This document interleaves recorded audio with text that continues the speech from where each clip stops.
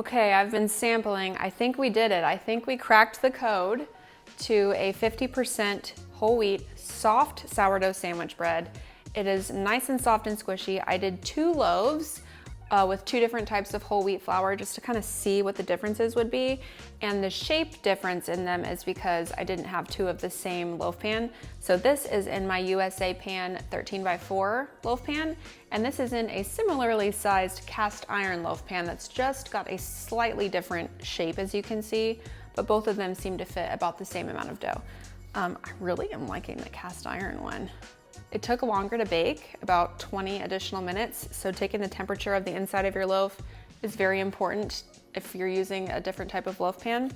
But gosh, these taste incredible. It's basically a honey wheat loaf. You can decrease the honey if you don't want a lot, but that honey paired with the whole wheat flour is really something magical. This is like one of the most delicious breads. I don't bake with whole wheat a lot because my kids prefer all bread flour, but the nutrition and the flavor in this is my jam. This is totally my favorite. I hope you give it a try. Come with me, follow along, let's get started. Step 1 is to create our stiff sweet starter. I've kind of split the screen into 2 here because I'm making 2 separate loaves, but in each clip I'm doing exactly the same thing. I'm mixing together 30 grams of a healthy sourdough starter, 30 grams of honey. You can use sugar if you prefer, but this is kind of a honey wheat loaf, so that's why I chose honey. 60 grams of water, and then 60 grams of whole wheat flour and 60 grams of bread flour. If you prefer, you can do 120 grams of bread flour, but I really like splitting it half and half because the bread in the end is also half whole wheat, half bread flour, so we're kind of carrying that theme throughout the entire loaf, which makes me a little happy. Anyway, the reason we're going out of our way to make a stiff sweet starter is it really helps cut down on the tanginess or the sour flavor in the final loaf, and it really works well in this one. The flavors from the whole wheat flour that we're using are able to really shine and be front and center, and that's why I really like a stiff sweet starter for this. We'll set these on the counter to rise overnight, and something really interesting is these did not rise at the same pace. One was ready in 10 hours, the other took 12, so keep an eye on your unique starter. Good morning. I still have the time lapse going over there, but in the meantime, while I'm waiting for my starters to fully peak, I'm going to go ahead and make my tangzhong. I'm doing 2 of them because I'm going to make 2 loaves of this to show you the difference between the 2 types of flour, because not all flours behave the same, so I want to show you the difference so that depending on what type of flour you have, you can better understand how to adjust the timing and things.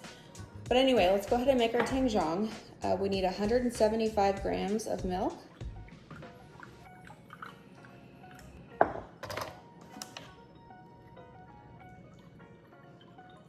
And 35 grams of flour. I'm using whole wheat flour here. You don't have to, but I'm trying to incorporate as much whole wheat flour as I can into this recipe since it was requested so much.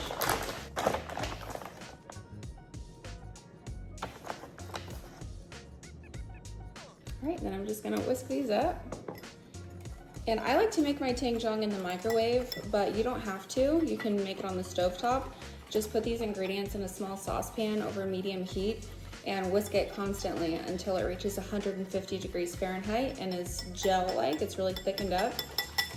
In the microwave, I just find it's a little bit easier because I don't have to be standing there constantly. It's okay if I forget about it for a minute. I can always just come back and pick up where I left off. When you do it on the stove, if you walk away, there's a good chance it will overcook or possibly even burn. I've done it. But in the microwave, all we're doing is 30-second intervals, whisking between each until it's 150 degrees Fahrenheit. And it'll be thick, like a gel-like consistency.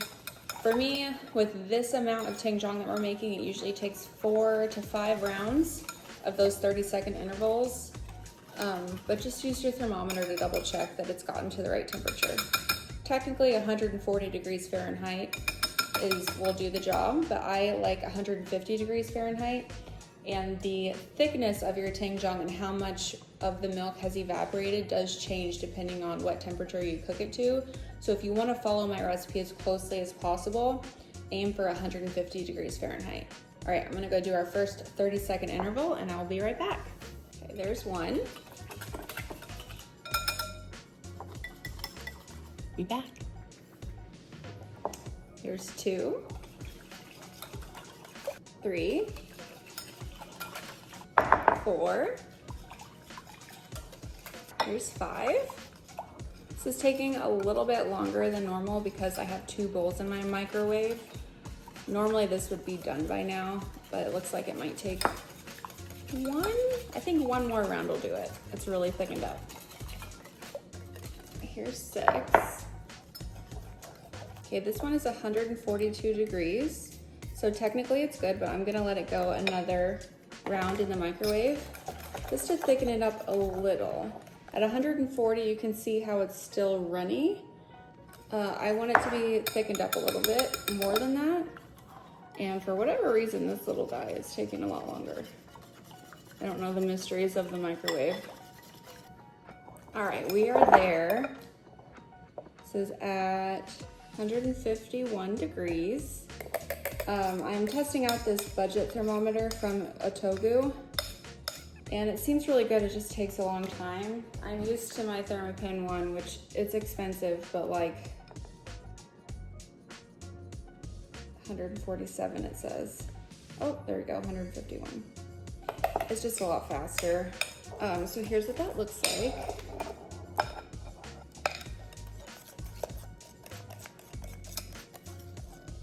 Okay.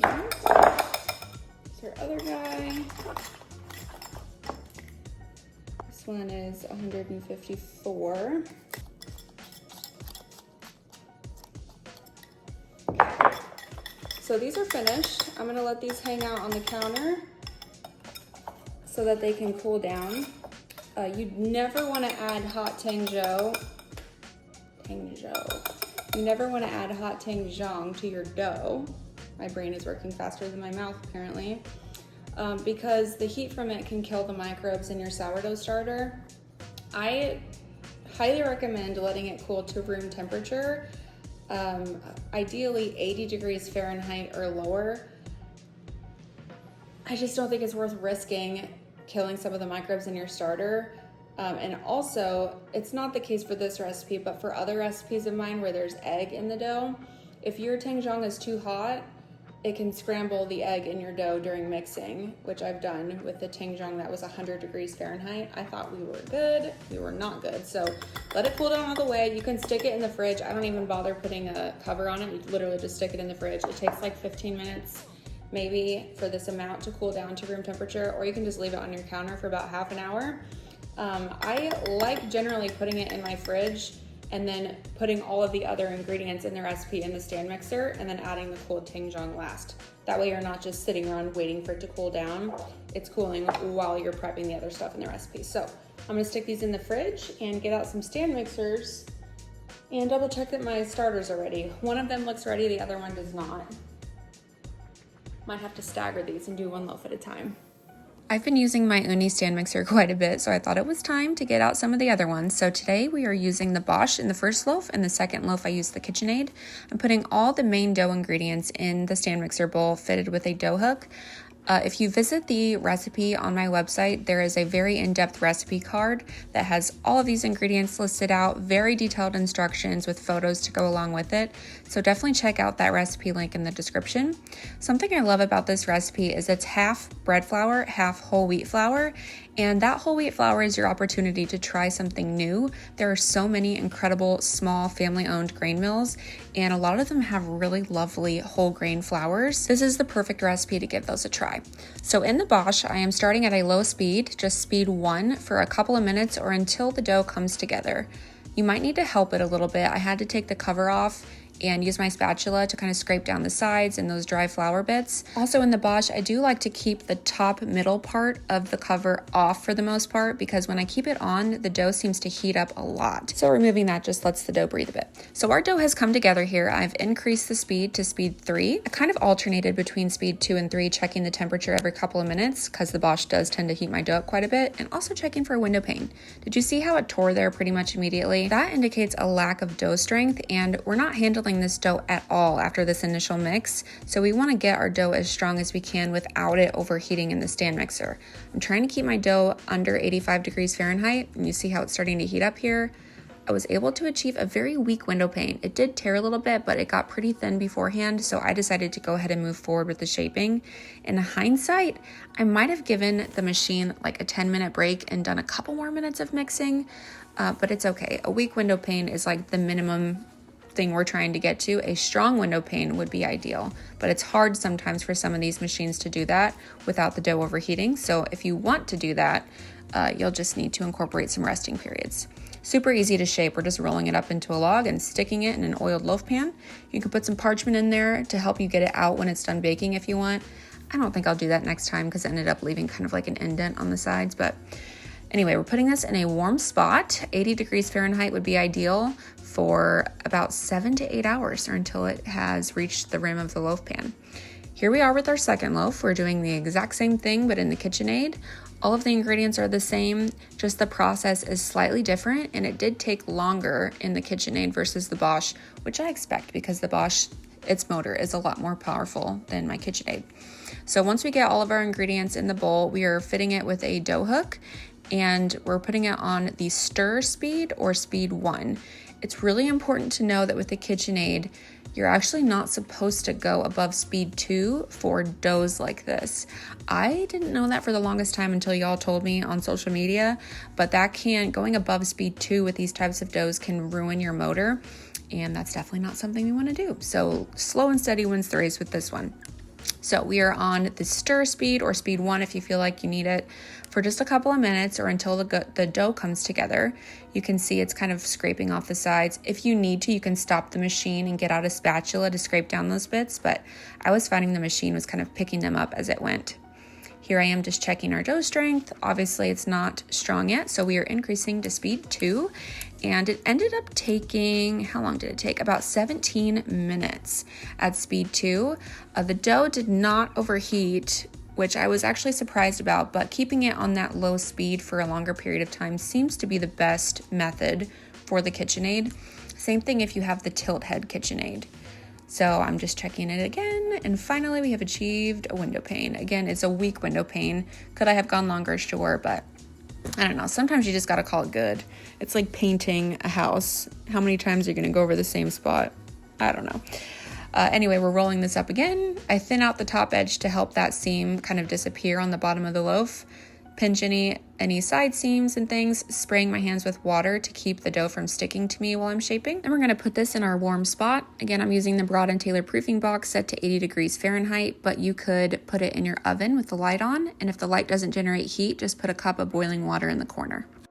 All right, it is about 4 o'clock and this one looks ready to me. It's about even with the pan rim. This one, understandably, needs a little bit more time, although I feel like the width of that pan is a little wider than this one, but this one's longer. It's probably the same. So I'm still gonna aim for this one to reach the rim of the pan.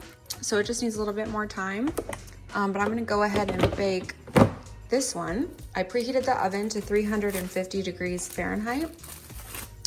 Oop, be careful there. It's very aerated. If you gently tap the surface, it should feel like it bounces back, like it's pillowy. I'm not pressing hard because I don't want an indentation. This is so airy that it would indent and probably not spring back. But you can always tap the surface if you're not sure. And you can tell it's got lots of aerated, fluffy bubbles in there. I mean, not fluffy bubbles, but you know what I mean. All right, so this is going in the oven. Don't want that bubble. I should get a toothpick or something. All right, I'm gonna stick this in. I'm not gonna score it or anything. I've never scored the regular Wonder Bread, and this is a variation on that, so I don't think it needs it. Maybe on the other loaf, I will just to test it out, but let's go ahead and get this in the oven.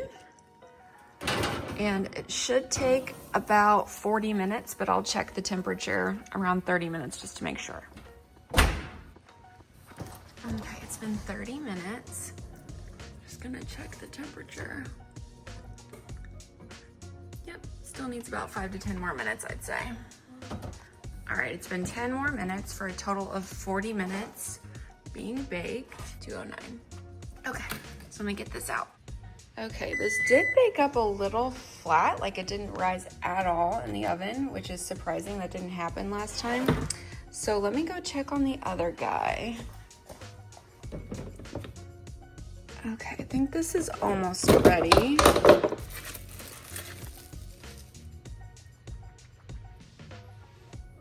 It's very aerated. I'm gonna let it come just a little bit higher. I'm gonna give it a little bit more time and then I'll bake it, but I'll score this one and see if that makes any difference. Here she is, just put it out on a cooling rack. It is so soft. I can already feel how the texture is. I'm just a little sad it didn't rise more, but hey, if the flavor is great and it's soft and fluffy on the inside, I'm happy with that for a whole wheat loaf. I can always keep doing slight variations to recipes to see how I can improve them, but I'm really eager to get this recipe out because so many people have asked for it, and I think this is pretty good. So let me go ahead and get the other one baked and see if scoring it makes any kind of improvement. Okay, I think this one is ready to bake. It is so puffy. I just love the feel. So I'm gonna score this one and see if that makes any difference. I'm gonna do 3 sharp, fast ones, just like that. Oh, it's a little uneven, but you get the idea. We'll see if that helps with expansion at all, or if this particular dough just doesn't expand. This is going in the oven. I just decided I'm also gonna throw in a couple of ice cubes. Some people say not to do that, but I'm doing it anyway. All right, this one is out of the oven. It did not really expand at all, so I don't think the scoring is needed after all. This did take about an hour to bake to get to the right internal temperature versus the other one that only took about 40 to 45 minutes. So definitely take the internal temperature of your dough because the type of loaf pan you're using, I suspect the cast iron just kind of shielded the heat around the sides for part of the bake, so it needed longer. If I hadn't taken the temperature and would have just followed what I've always done, it would be raw on the inside. So definitely get a thermometer. You don't need this fancy one. This budget one that I've been testing is pretty good. It's like 15 bucks, I think. But just having a thermometer will make a big difference for you. All right, I'm buttering the top, which will soften it. And I'm gonna get this out of here as soon as I can. I'm gonna try to lift it out because the cast iron retains heat so well that the sides will burn, like it'll keep cooking in here. So I'm gonna try to lift that out, and I think this one looks pretty good. All right, we're good. I'm able to get it out and stick this on the cooling rack with our other guy. And I'll be back in a little bit once these have cooled to look at the inside. Hot. But that looks really beautiful. Gosh, I think they look great. I can't wait to see the inside. Our beautiful loaves are finished baking and I cannot wait to cut into them. This one is still a little bit warm, but my kids are gonna be here per usual. So I'm gonna go ahead and just pretend that it's not warm. Okay, here is the one that we baked in the USA pan 13 by 4. Let's see the inside.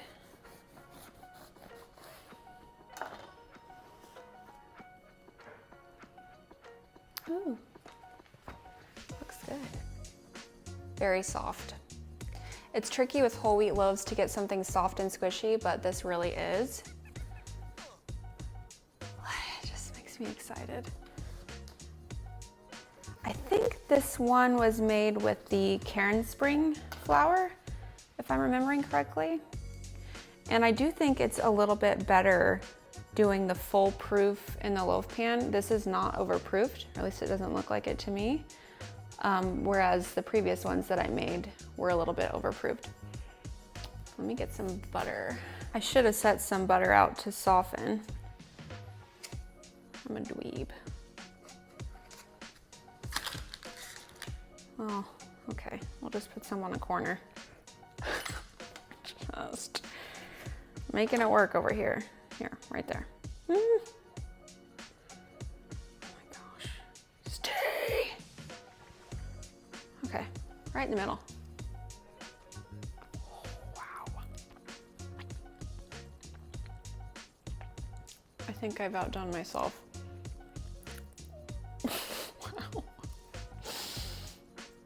I wasn't sure how this was gonna turn out because it didn't rise at all basically in the oven, but I'm not mad about it. This flavor is insane.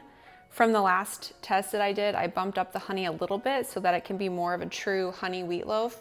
You don't have to use this much honey if you don't want, but the honey and the wheat together create magic.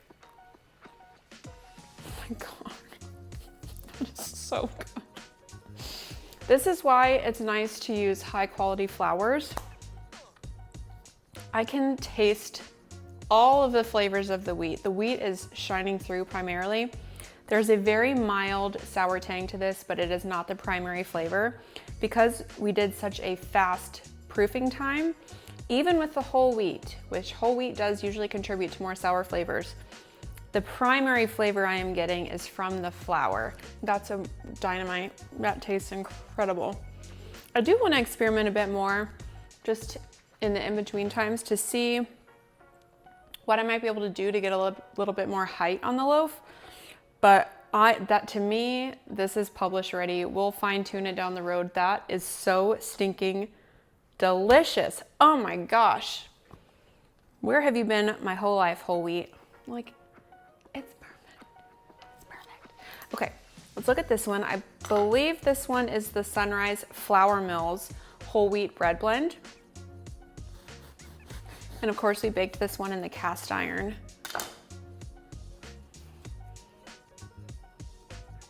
Gosh, this one looks good too. It's just so soft. This one is warm, so I hate to squish it, but it's soft. Like I can feel on the sides. I could squish it all the way flat if I wanted to. I just don't want to. Okay. It's so cute. I really like that cast iron pan. That's the first time I've used it successfully, and the trick definitely is taking it out of there as quickly as you can from when it comes out of the oven so it doesn't keep cooking in it.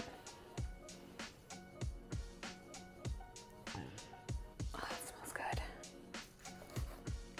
Okay, let me get a little pat of butter.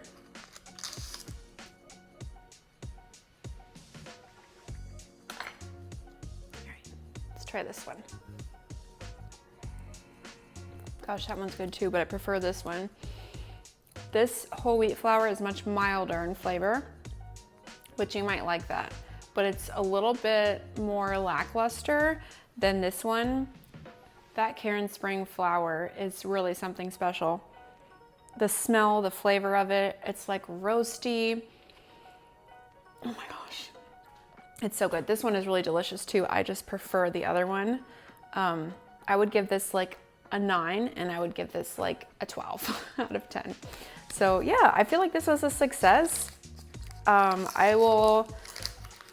Let's see, I'll put all of the links, the recipe link, the links to the equipment that I use in the description below. If you have any questions, leave those in the comments. Or if you go to my recipe post on my blog, you can also comment there with pictures as well. I love seeing your reviews. If you need help with troubleshooting, like something went majorly wrong and you're just scratching your head, email me. I'm always happy to help troubleshoot on my recipes there.